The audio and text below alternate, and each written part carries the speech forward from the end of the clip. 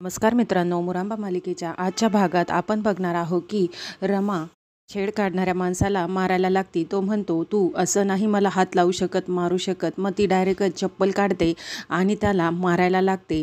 मग तो म्हणतो, सॉरी सॉरी, मला नकोय तुमचा मुरांबा, आणि तो तेथून निघून जातो।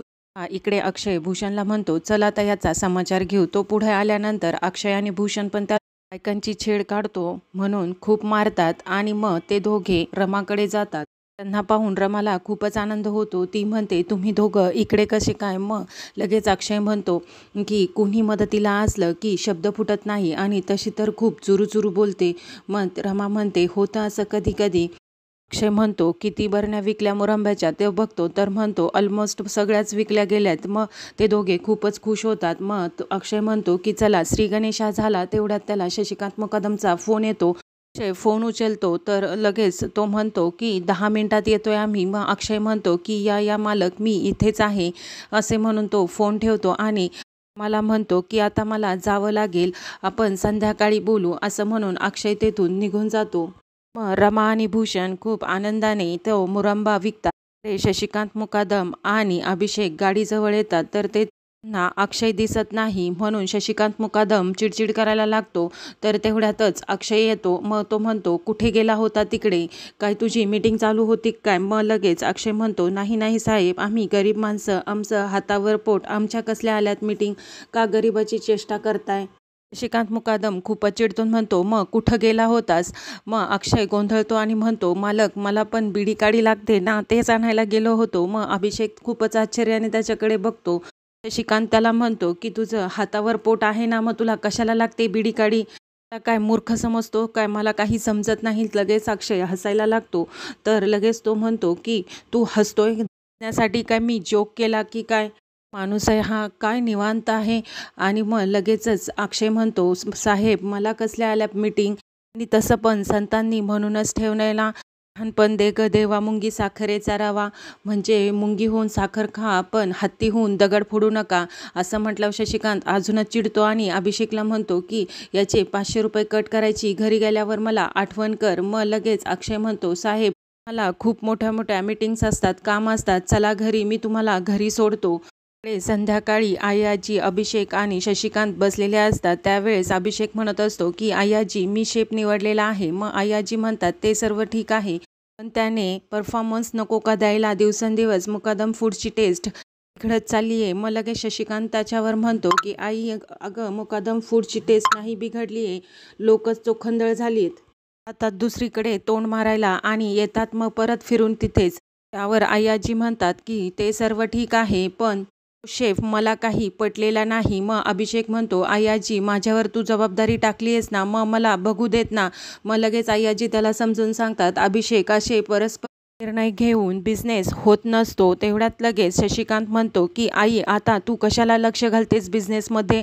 जी बोलायला लागतात की असे अनेक वेळेस क्रायसिस आले तर लगेचच शशिकांत मुकादम म्हणतो की तो काळ गेला आता, ही नवीन पिढी आहे, त्यांना त्यांचे निर्णय घेऊ दे, ते सक्षम आहेत त्यांचे निर्णय घेण्यासाठी, आणि आता ही नवीन पिढी काही करू पाहते तर त्यांना करू दे ना। आता तू आता मस्त नाटवंडांमध्ये रम, असं शशिकांत मुकादम आयाजींना म्हणतो। इकडे रमा आणि अक्षय पैशांचा हिशोब करत असतात। मग रमा म्हणते की मी काय म्हणते, आपले ते 2 लाख रुपये येणार आहेत ना, त्यातले 1 लाख रुपये यांना देऊन टाकू आणि 1 लाखमध्ये आपल्या बिझनेसचं पाहू। मग अक्षय म्हणतो, हो, मी केला होता गायकवाड साहेबांना फोन, पण त्यांनी उचलला नाही। एनिवे, पेक्षाही एक महत्त्वाचं काम करायचं आहे की आपल्याला आपला प्रेमाचा मुरांबा हा ब्रँड रजिस्टर करायचा आहे। तो रजिस्टर झाला ना की एकदा, मग आपल्याकडे फूड लायसन्स असेल, मग आपल्याला त्याचं व्यवस्थित ब्रँडिंग करता येईल, त्याच्यावर MRP लिहिता येईल, त्याच्यातले इन्ग्रेडियंट लिहिता येईल, ची एक्सपायरी डेट लिहिता येईल,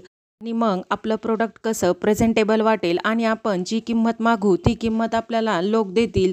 आपण खूप मेहनत करू आणि आपला ब्रँड मोठा करू। मग रमा म्हणते, आता आपल्याला कळलंय आपल्याला काय करायचंय ते, त्यामुळे आपण करूच।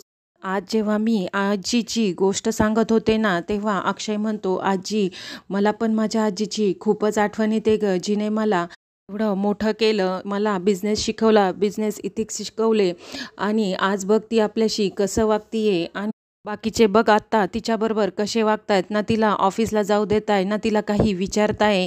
मग लगेचच रमा म्हणते की असं वाटतंय आपण हे सगळं सुरू करायच्या आधी आईनला आणि आई-आजीला सांगायला हवं. मग अक्षय खूप आश्चर्याने तिच्याकडे बघतो आणि म्हणतो, "त्याच्या मुरंब्याबाबत नाही."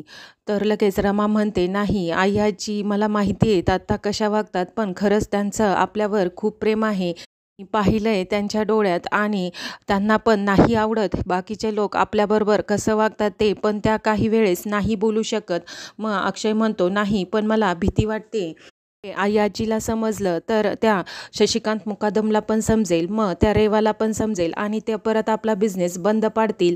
आईचं ठीक आहे, आपण आईचा आशीर्वाद घेऊ." मग रमा म्हणते, "तुम्हीच म्हणता ना, आई-आजी तुमचा कणा आहे आणि आई तुमची दृष्टी. मग दृष्टीशिवाय तुम्ही पाहू शकत नाही आणि कण्याशिवाय तुम्ही ताट उभे राहू शकत नाही.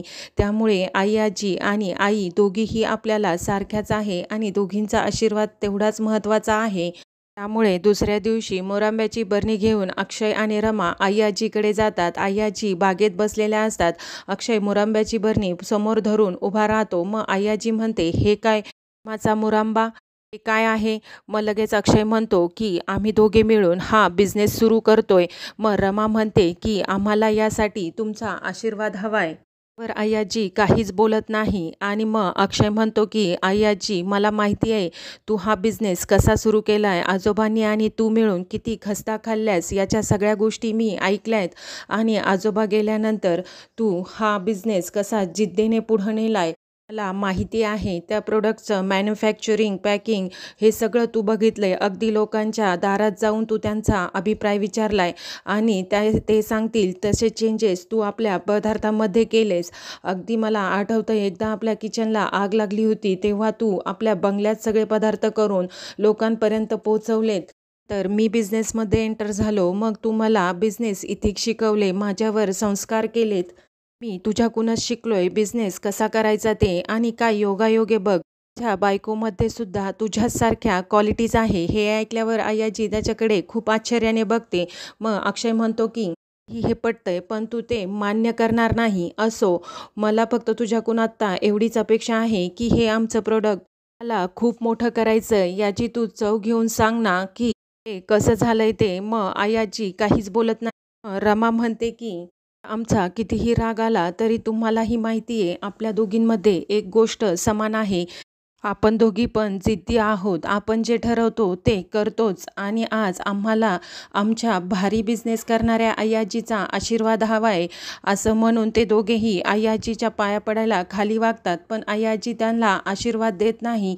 आई-आजी तेथून बाजूला होतात. मग अक्षय आणि रमा आई-आजीकडे बघत असतात. पण आई-आजी त्यांना काहीच रिस्पॉन्स देत नाही. मग अक्षय खूप रागाने तेथून निघतो. मग रमाही त्याच्या पाठीपाठी निघते.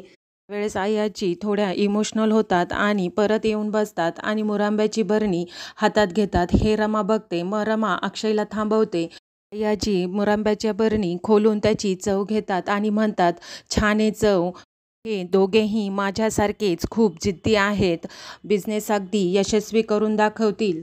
माझा आशीर्वाद आहे तुम्हा दोघांना." हे ऐकल्यावर रमा आणि अक्षयला खूपच बरं वाटतं. मग आई-आजी म्हणत असतात की अक्षयमध्ये तर माझंच रक्त आहे आणि रमाबद्दल काय सांगायचं, ती तर खूपच जिद्दी आहे.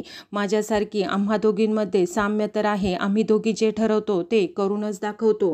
ऐकल्यावर इकडे अक्षय म्हणतो, "मला माहिती होतं की आई-आजीच्या मनात माझ्याविषयी प्रेम आहे आणि तुझ्याविषयीही ते हळूहळू निर्माण होईल." आणि मग त्यावर लगेच रमा म्हणते की आंबट गोड मुरंब्यासारखं. दोघेही खूप इमोशनल होतात आणि तिथून निघून जातात. मग आई-आजी स्वतःशीच बोलत असतात. त्या म्हणतात की काय मूर्खपणा चालवलास पार्वती. त्या रमामुळे तुझा अक्षय तुझ्यापासून दूर गेलाय आणि तू काय वेडेपणा करतीस हा. त्या स्वतःशीच बडबड करतात. इकडे जान्हवी डान्सची प्रॅक्टिस करत असते. मग रेवा तेथे ज्यूसचा ग्लास घेऊन ज्यूस पीत पीत येते आणि खुर्चीवर बसते. जान्हवीची डान्स प्रॅक्टिस चालूच असते. ती डान्स करून करून खूपच दमते म्हणून पाणी प्यायला जाते. मग रेवा मनातल्या मनात म्हणते की इलाना चांगली अद्दलच घडवते म्हणून तो ज्यूस ती फरचीवर फेकते. हे जान्हवी बघत नाही. तिचे पाणी पिऊन झाले की ती परत डान्स करायला लागते आणि त्या ज्यूसवरून जोरात घसरते. घसरल्यामुळे जान्हवी सगळ्यांना आवाज देते की बेबी मी पडले, मी पडले. मग पण उठते आणि तिला म्हणते, काय झालं? मग जान्हवी खूप चिडून म्हणते, तुला दिसत नाही का मी पडले ते? रेवा म्हणते, अगं जान्हवी, मला खूपच काळजी ग. आता तुझा पाय तर 2 दिवस नीट होणार नाही. मग तू कशी नाचणार आणि मग तू ह्या कॉम्पिटिशनमधून बाहेर पडणार? मग लगेचच जान्हवी म्हणते, तू किती फास्ट विचार करते ग.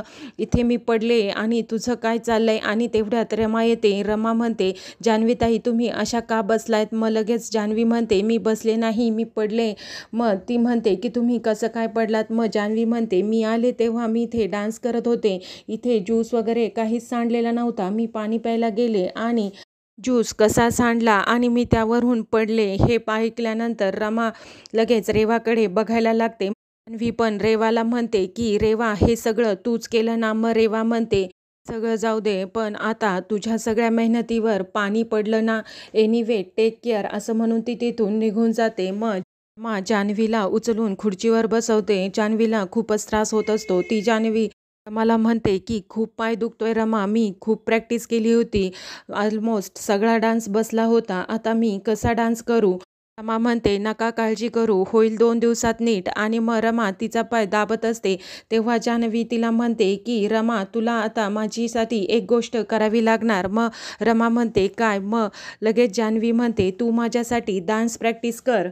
ऐकून रमाला खूपच आश्चर्याचा धक्का बसतो. मित्रांनो, उद्याच्या भागात आपण बघणार आहोत की रमाला म्हणत असते, जास्त पाय नको आडूस, मला प्रॅक्टिस करता येणार नाही. मग रमा तिला म्हणते की मी तुला जर आत्ता पाडलं तर मग डान्स कॉम्पिटिशनमध्ये तुला हरवता येणार नाही ना? मग लगेच रेवा म्हणते, म्हणजे? मग लगेच रमा म्हणते की आपण डान्स कॉम्पिटिशनमध्ये भेटू. इकडे सीमा आणि अक्षय गाडीतून चाललेले असतात आणि ते शशिकांतला एका मुलीसोबत बघतात. तेव्हा त्यांना खूपच आश्चर्याचा धक्का बसतो. मित्रांनो, असेच मालिकेतील नवीन नवीन अपडेट्स जाणून घेण्यासाठी आमचा चॅनल मराठी साईरामला नक्की लाईक आणि सबस्क्राईब करा. धन्यवाद.